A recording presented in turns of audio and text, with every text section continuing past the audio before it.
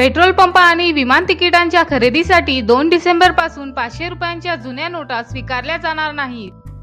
PTI या वृत्तसंस्थेने हे वृत्त दिलं आहे. याआधी 15 डिसेंबर पर्यंत 500च्या जुन्या नोटा स्वीकारण्याची मुभा होती.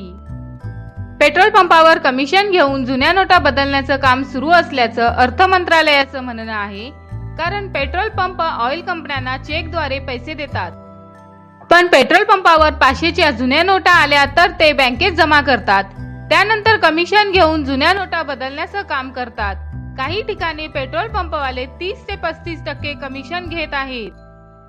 मात्र सरकारी रुग्णालय, दूध केंद्र यांसारख्या ठिकाणी 500च्या जुन्या नोटा स्वीकारल्या जातील. नोटाबंदीनंतर 500च्या जुन्या नोटा 30 डिसेंबर पर्यंत बँकेत बदलू शकता.